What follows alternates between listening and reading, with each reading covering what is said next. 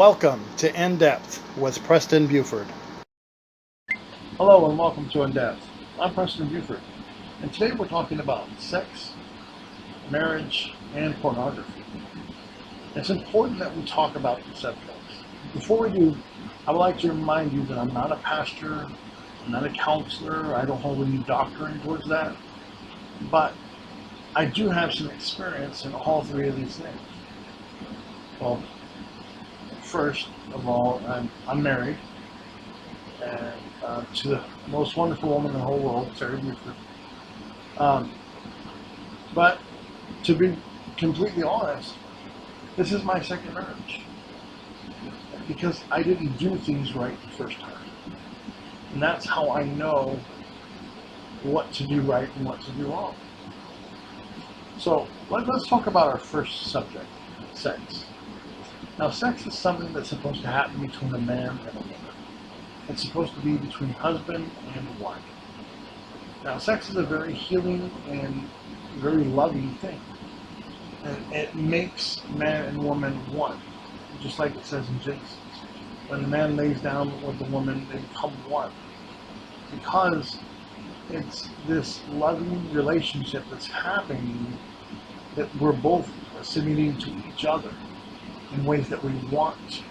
And it's very important that we know that, because in our very last subject, we're going to cover a lot of that. So, sex is something that when you're having a lot of it with your wife, you're going to find you're going to have less problems, you're going to have less stress in your life, you're going to have less arguments, because you guys are becoming one so much that you are not having a lot of issues with things, because you guys are agreeing, and even when you disagree, it's not something that's going to be harmful for you guys. Have you ever noticed in a relationship that you get in and you're having a lot of sex, you guys aren't fighting very often, but the less and less and less and less you have sex, you're noticing that you guys are being more argumentative. Things aren't seeming the way that they used to be in the beginning, because the sex that you guys were having has lessened. And I know it sounds strange, but believe it or not, sex is something that's very healing, very loving, and something that's going to brighten up your relationships. Like you have that cup of coffee in the morning, sex is like that for your relationship. It brings you guys closer, and it unifies you as a couple. Sex is very, very good for your marriage. If you're not having sex, or if you guys are on a hiatus or something, figure it out. Trust me, the more you have sex, you will have less problems. Now, the second thing is marriage. Now, marriage is very tricky. Like I said, I'm not a counselor, but I do know about marriage because, unfortunately, I'm in my second marriage. I like to be honest with you guys about everything, and I didn't do it right the first time. You know, I did take a lot of time to evaluate and pray and look at how I operated in my very first marriage, and I didn't make all the right steps, and I didn't make all the right moves, and it's hard to do all the right things. It's hard to put all your ducks in a row and do everything correct, because we're not perfect. We're not. At the end of the day, we're not. But as man, you're the leader of your home. You're somebody that should be stepping up and doing more than is what's expected, because God puts you in a leadership role. You're somebody that's supposed to be able to be looked to and say, hey, I really need some help. Or, hey, Dad, how the situation is. You're that person that's set a bar like this. Now, I'm not saying that you're above your wife or anything like that. You guys are a partnership. You guys are one. But you are considered to be the leader of the home. So you have to understand that kids, wife, everybody's looking to you to be that leader. So That's something, the first thing that's required as a man in a marriage relationship, which is providing financially. Sometimes the woman's working and the man's at home with the kids, and that's totally fine. But you have to understand that a man is supposed to be a leadership figure. He's supposed to making sure that the kids are on track. He's making sure that things are being done properly. He's making sure the finances are being budgeted well. And he's making sure that the household is running well, and that's his job. So when you're not checking off all those marks, then you're not doing your job as a husband. And truthfully, and I can say this with all truthness, that I wasn't always the person doing the right thing.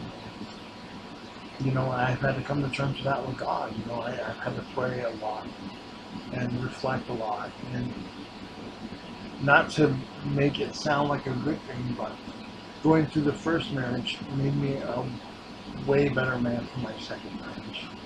And it really changed who I was. And we're going to go through that with our last subject. But marriage is something that's so wonderful and beautiful. And if you want to know more about marriage, I would ask you to read the book of Genesis, especially chapter 1 through 5. It talks all about marriage and the unity between the man and the wife. How when you lay down with your partner, you're becoming one, because like I said, sex is something that's really going to bring you guys together. And that's why a lot of relationships, they're having a great time at the beginning of the relationship, because a lot of sex is happening.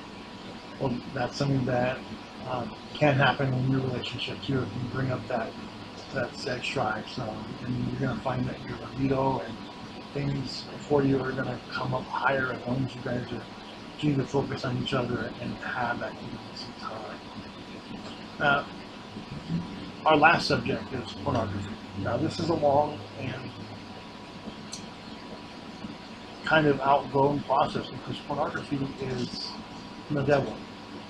And like I said, sex is something that's beautiful and wonderful, but pornography is the exact opposite. Even the definition of pornography is, it means erotic without no feeling whatsoever. And see, the devil uses pornography because it manipulates love. And sex is love, so the devil manipulates and turns it all the way around. And the devil's not going to just hand you a chain and be like, oh, here's this chain. I want you to wrap this around yourself, and go ahead and clip yourself here, and there it is. No, he gives you one little link at a time. When you click that link, there's your link every single time, and you're just kind of clipping those around yourself, and we don't see that because we think, oh, this is harmless. Well, I can look at this, this is not a problem. I'm not going to have a problem. Oh, I can watch this and not have a problem. Well, there is a lot of problems with that, and the devil's going to give us lies to tell our family when we're caught. When we're caught by our wife, or we're caught by a friend, or we're caught by somebody, the devil's going to give us lies. Not only will he give us lies, the devil will give us people in our lives to lie for us. And he'll go further than that. He'll even help you. He'll give you another person in your life that's going to help facilitate something that's going to be devastating to your partner. And we're going to get into that. We really are. And we really do need to go in depth to this subject. And I know sometimes it can be, a little shy, or, I really don't want to talk about this, but we really do need to talk about this as a Christian family. So our first thing is as lies, as we tell our family. Let's say our wife catches us watching pornography. Well, I only do this because I need a release. We say that, but the truth is, we're actually trapping ourselves. It's not an outlet, it's an inlet for the devil. He's able to darken our soul. And we can find that right here in Which one is it?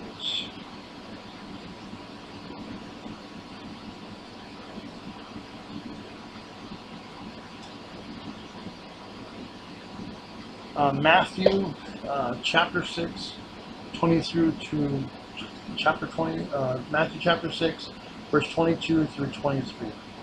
The eye is the lamp of the body. You see, when we're looking at those evil darkness things that are happening, and by the way, I just want to give you guys a statistic, 80% of the pornography that you're watching is, and this is sad, and it's 100% true, 80% of the pornography that you're watching is forced on that man or woman. They don't want to be in that situation. So basically, you're watching rape. Just wanted to throw that out there. If you don't believe me, you can look it up yourself. It's 100% true. I wish I knew that when I was addicted to pornography, because for a long time I was in that place. The devil had that chain wrapped around me. There was a lot of links, to say it wrapped around me a couple times, and I'm a pretty big guy. I was so trapped in pornography, and it was something that was really overtaking my life. It was so bad that I would look at a woman walking down the street, and the first thing my eyes went to her breast, but that's what I thought about it. I looked at her like a piece of meat.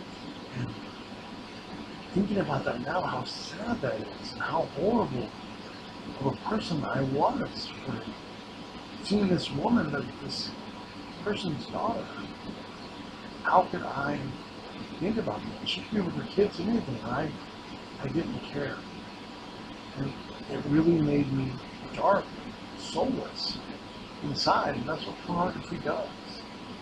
It takes that away from us, that compassion and love, drowns it out, and we just care about fulfilling that desire that we have, that want, that we want, that thing that we want. And that's what pornography does. It really does. It's very sad. So the next thing we want to look at is the next excuse. We say, well, I only do this so I don't cheat on you. Right? And that's a total lie, right? And not only are you cheating on your wife watching the pornography, when a lot of people are like, well, I watch porn, that's not cheating. Let's look at Matthew chapter 5, verse 28. If you look at a woman with lustful intent, you have committed adultery already in your heart. Wow. See, God's pointing that out to us. That's no look. If you have already thought of that person in a sexual way, the things that you were going to do that person, or that lustful intent that you had for that person, you've already cheated.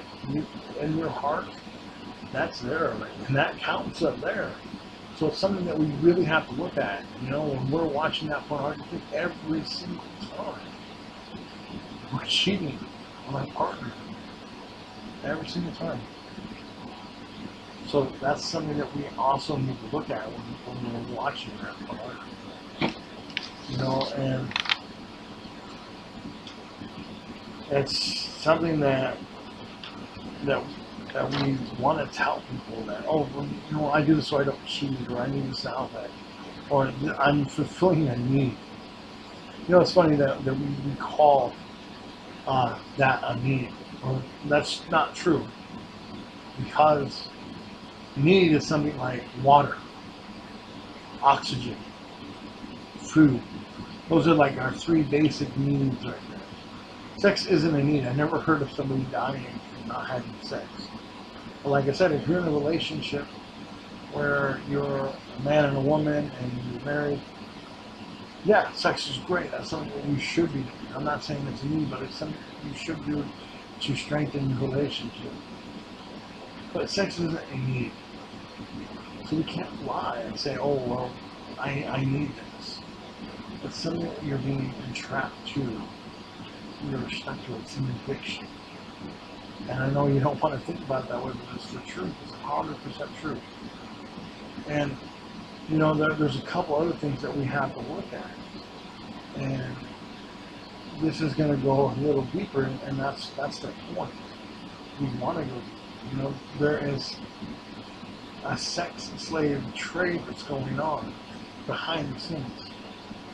And 8% of pornography that you're watching are with children. Yeah. I know it's sad. It's sickening to think that some of the girls that are getting naked on the screen and being forced to have the sex are under the age of 18. Wow. They're literally taken from their homes or off the street, walking home from school, and they're groomed to have sex. They're taken from their families, and this happens in different countries, but it's really largely now happening in the United States. You know, and there are some churches that actually take a stand against this every year, and they wear a white ribbon to show that they're against pornography. Because pornography is this dangerous tool that the devil uses to get into our hearts and our minds, and it's become something that is almost socially acceptable. Right? Back in the 40s, alcohol wasn't something that was socially acceptable. There was prohibition. States that didn't even allow alcohol, dry counties. Now you can just turn on the TV and you see a half-naked girl. Any movie you watch right now, it's going to have some kind of sex scene, or they're going to have, you know, something that's inappropriate, and those things are going to send a little fiery arrow right here. And that's what the devil uses to get into your mind, right there. And then he'll remind you of the thing that you watched before, and something that really helped you release that emotion that you had. And he uses that sex in such an evil way, you know, because that's what the devil does. He's a manipulator. He manipulates sex, and he takes it, he spins it, and he turns it into something that's disgusting and evil. You know, the devil's never going to tell the truth. He's always going to tell lies, and that's why he provides lies to you. He provides people to come into your life to help you lie. And you know, and the more that we watch pornography, it's not going to stop at the screen. It's not going to stop at the fact that we're watching pornography. No, it's going to end up with us going out and having a relationship on our partner. We're going to start texting, and we're going to start chatting online. And unfortunately, it doesn't end there. It's not going to end there, because now we're going to be continuing to have these relationships. And the devil's going to bring in another person in your life.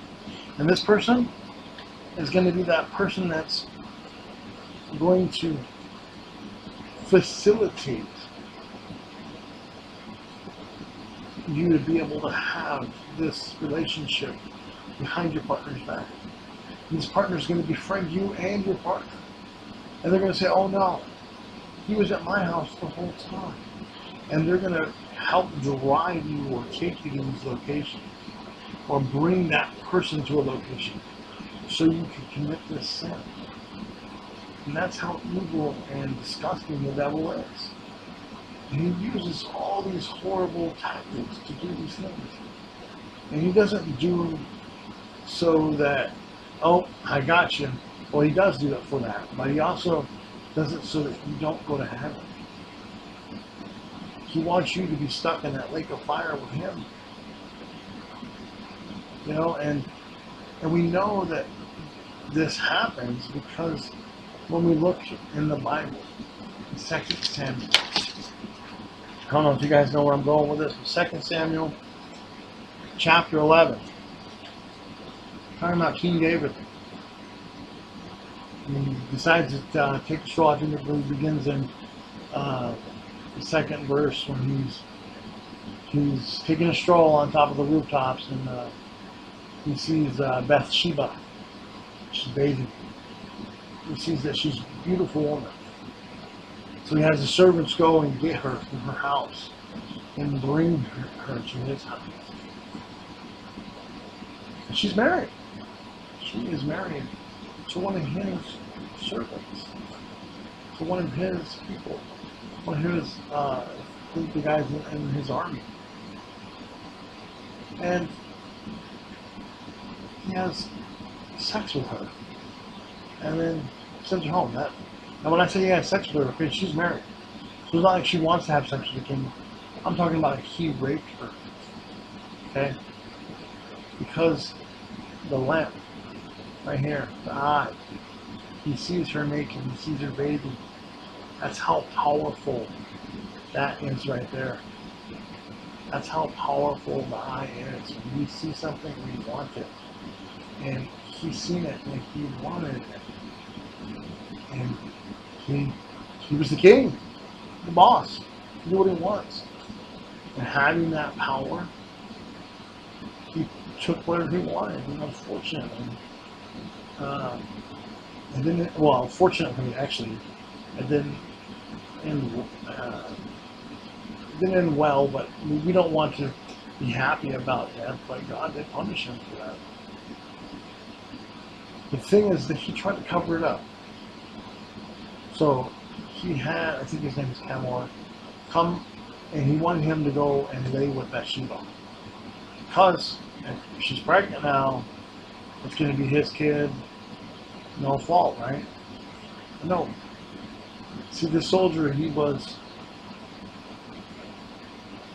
still, I mean, he didn't know about the situation, obviously, but he stood all night and watched over the castle. Even though the king told him, well, go home and lay with your wife, he didn't. He still took a leadership role and took care of business. So, you know what King David did? He sent him out on the front lines of battle. He knew that he would die. He purposely sent him there so he could cover up his crime. And see, that's what the devil does to us. He puts us in these situations, and instead of using our brain and using reasonable thinking, we go, oh, I can't get caught.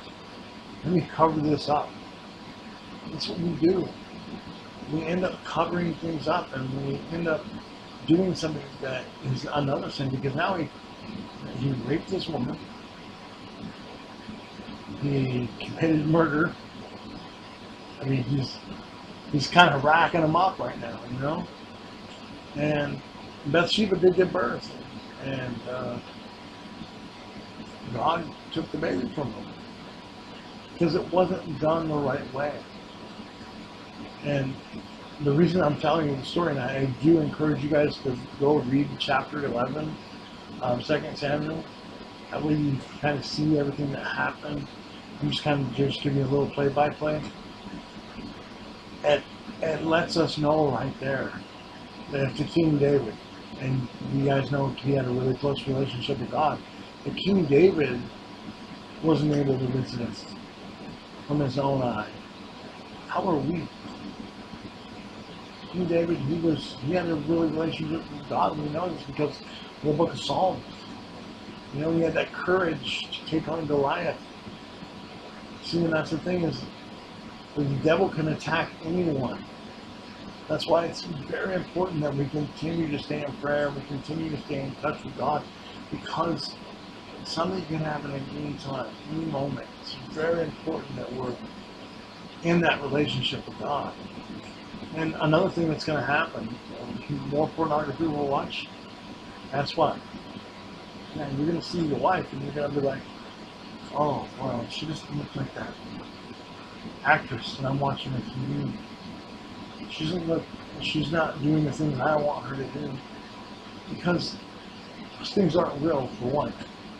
One thing, those things are not real. And secondly, The woman isn't supposed to perform the way you want her. She's giving everything that you're getting out of love. And that's what you're supposed to give. That love. And another thing that's going to happen is that you're not going to be able to perform correctly because you're going to find yourself not being able to get it up. Yeah. It's unfortunate, but it's true. Because the more pornography that you're watching, you're going to be less stimulated by your wife and more stimulated by the pictures you see on TV or on your phone. Our cell phone is something that's very dangerous. If you have a pornography addiction, you know that cell phone is something that is very dangerous because it literally gives you the internet in your pocket and you can watch it anywhere, and that's why that cell phone is dangerous. You got to make sure that you're very strict with what you're putting on your phone. And I grew up with pornography at a very young age. It was like 10 or 11 when I was exposed to pornography. It was ready available in my house and growing up. And because of that, I lost my virginity at the age of 13. Pornography is this huge, huge thing. And I know they make fun of it on TV and they make it a joke. And that's what the devil wants. He wants us to make light of it so that we accept it. And when we do that, we find ourselves in a very, very dark hole all by ourselves, chained. You don't have to wear those chains. You do not have to be in that dark hole. You do not have to be in that addiction. There is a way out. And that way out is God. And admitting to your spouse, look, I have this addiction. I want to get out of it. I don't want to be in this addiction. And there's a couple of things that we can do. We can talk to our friends. Have someone hold us accountable. You don't, like I said, you don't have to be in this addiction. Ask God for help. And when you pray about it and you ask God for help, He's going to give you that because it says inside the Bible that you have self-control. You have that self-control. God gives you that as a Christian. It's just about you taking advantage of that self-control. And you have that ready available. As a Christian, you have the power to talk to God directly. You can do that right now. You're allowed to talk to God directly. Right here. Here He is. Here you are right directly. Through prayer. And the devil likes to blind us from that. He likes to lie to us because he's the father of lies. So it says in the Bible calls him the father of lies. And that's all he knows how to do. And pornography is one of those big lies that we're told day in, day out. Oh, it's fine. That's something that's socially acceptable. It's okay. I'm telling you today it's not. And if you're struggling with pornography today, then you know exactly what I'm talking about. I used to be there, and I thank God so much that I've been set free. But it wasn't just God that did that. I give Him all the credit. I give it all to Him. It also took my self-control. It took me to not want to do it because those urges, they're going to come harder. They're going to come faster. They're going to come into your mind because those images that you've seen can't be unseen. Sure, you can be forgiven for your sin, but that eye is going to hold those images. That's why it's very important that we stop watching because it gets burned in there and we just think about them. And those images that we see, we're like, oh man, I like watching that, or I like to see that. Like you said, we have to remember, the woman in that film doesn't want to be there. And with rape, she could be under the age of 18. She's taken away from her family. There are a lot of things that are happening behind the scenes of that camera that you don't know about. So if you are struggling with pornography, or if you're struggling in your marriage, or if you're struggling somewhere, please pray with me today. I want you to be able to be free of those things. Like I said, this prayer is something that I want to pray for you, but at the same time, it's going to take your self-control. It's going to take you to want to stop. It's going to take you to admit to your family member or your spouse or whatever it is that you're having this problem. And it's going to take you to talk to someone about it, to find people that are going to make sure that you're not doing these things, that you're going to be able to talk to about, and they're going to hold it in confidence, but they're also going to watch over you and make sure, okay, check in with you every single day. How are you doing today? Did you watch pornography today? These are the things that need to happen to stop you from watching these things. And you're going to have to build up your armor, build up your helmet of salvation, build up your breastplate of righteousness, build up your belt of truth, because the truth is always going to set you free. That's why the devil uses lies, because he does not have that power of truth. If you do, see God. I hope and pray this reaches somebody tonight. We're going to pray right now. Dear Lord Jesus, I come to you right now, Lord, and I just pray for anybody watching this, Lord, if they're having trouble with pornography or in a relationship in any way, Lord, I pray that you set them free from this pornography, Lord. I pray, Lord, that you would help them gain control of their situation, Lord. I pray that you would help them confess with their tongues, Lord, and confess with their hearts the things that are going on. I pray also, Lord, that you would bring the relationship closer. Lord, I also pray that you would continue to work with them, Lord, and help them be set free from this, Lord. I pray that the truth would reign free in their life and they'd be able to be truthful with their spouse about the things that are going on. And I also pray, Lord, that you would give them the courage and strength to step out of this. You give them the self-control, Lord. I pray that they use it. In your mighty name we pray. Amen. Well, that's all the time we have for today. I thank you for joining me, and I hope and pray that you guys have a wonderful time, and we'll see you next week. God bless. Good night.